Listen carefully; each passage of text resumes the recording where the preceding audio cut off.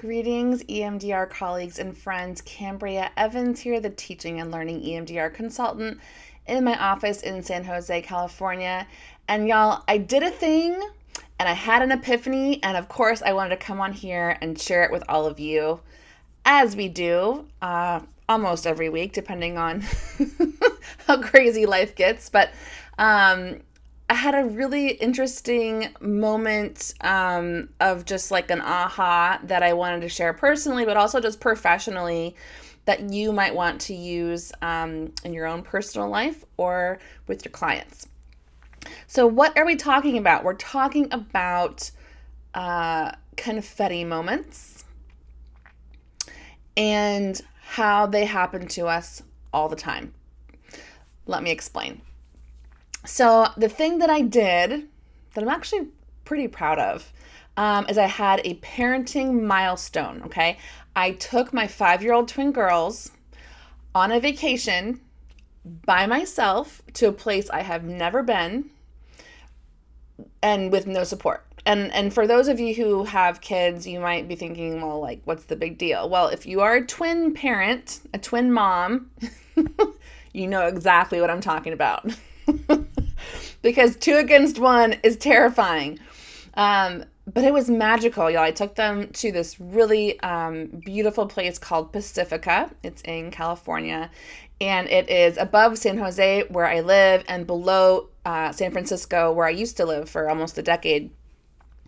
And it was just an incredible time. Like, we all bonded. It was fun. I'm exhausted, but it happened, and I did something new that I've never done before, and I created a new neural pathway that tells me a positive cognition about it, and I came home, and I've actually been planning more trips. I'm calling them mommy vacations for when their dad can't join us because he's working. So it feels like a huge win. I wanted to come and share it, but here's what I noticed that has to do with EMDR and neuroscience and all of that on this trip.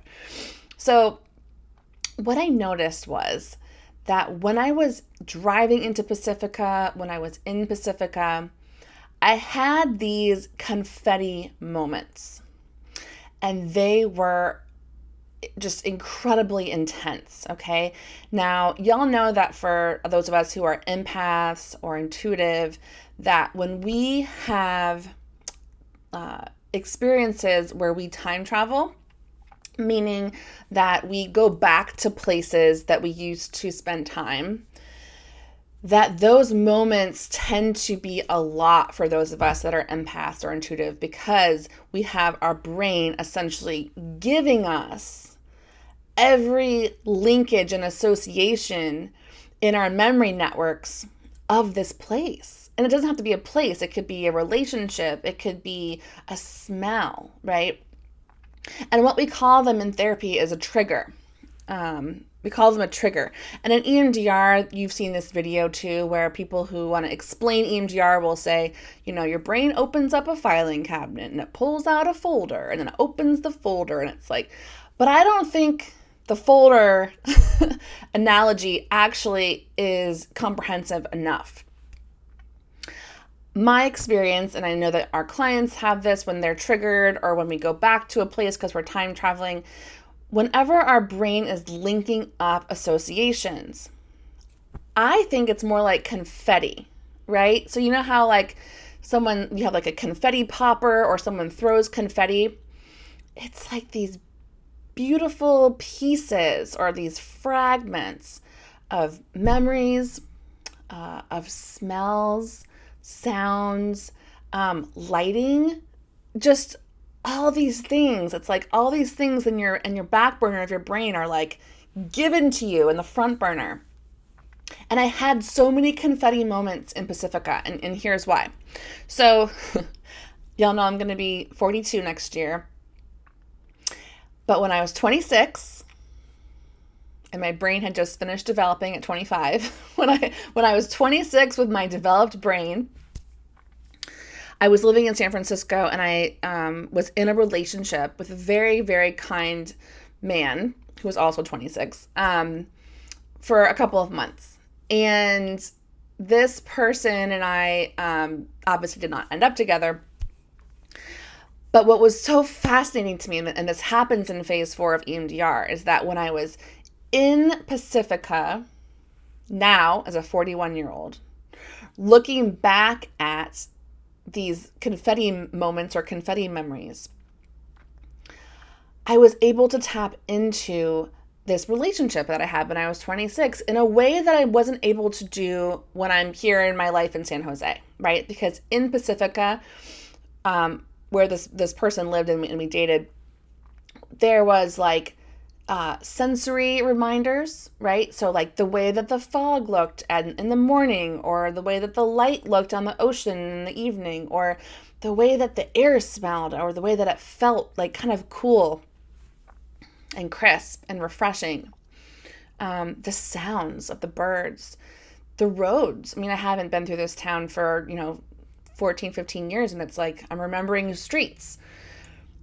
To have all these confetti moments coming up, and for days while I was there, really allowed me to time travel back to this relationship in Pacifica that I had when I was 26.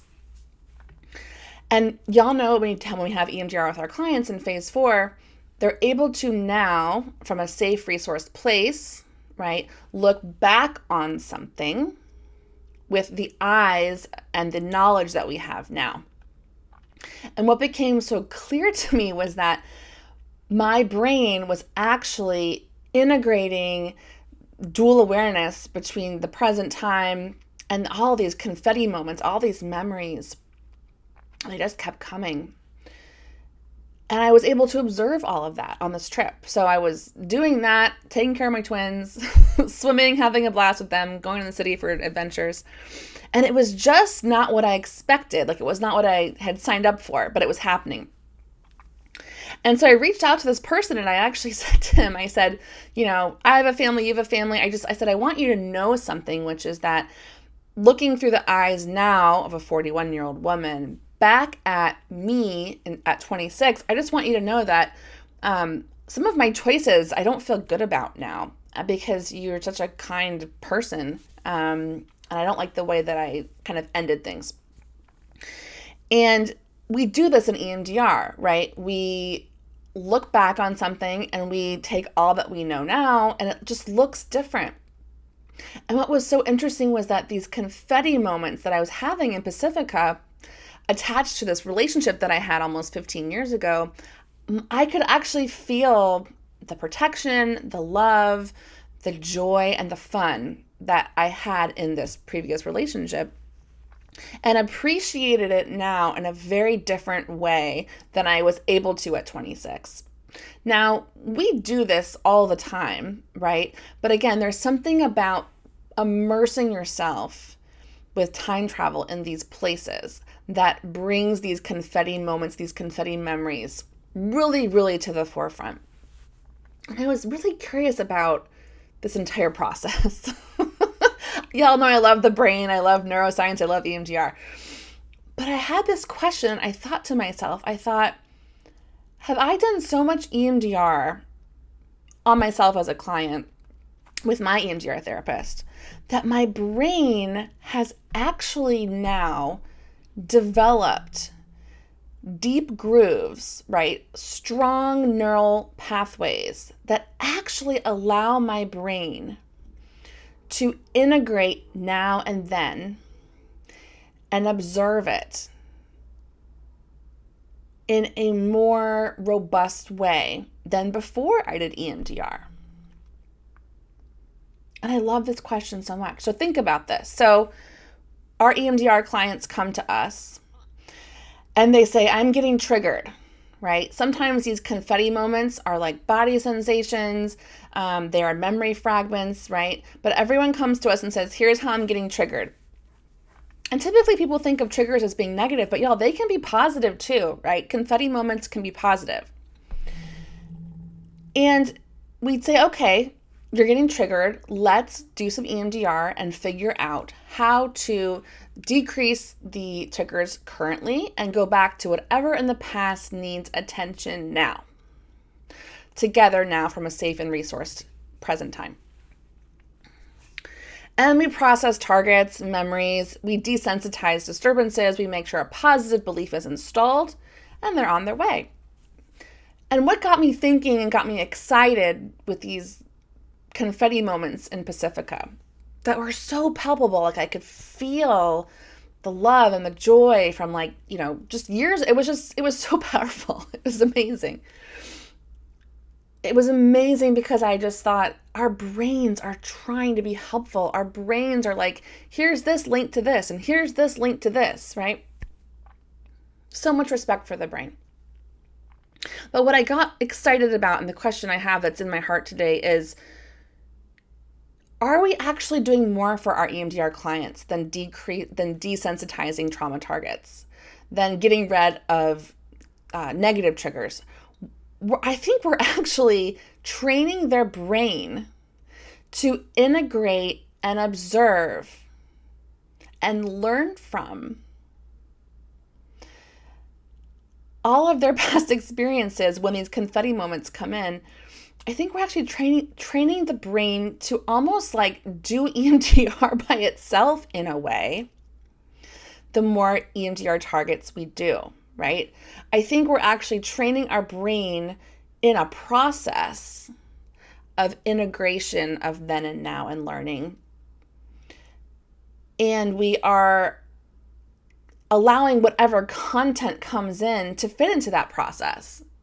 And this was my experience on this trip, was noticing how my brain links things differently now that it has a process from EMDR.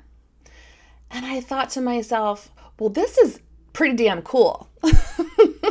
This is pretty damn cool if this is what's happening, right?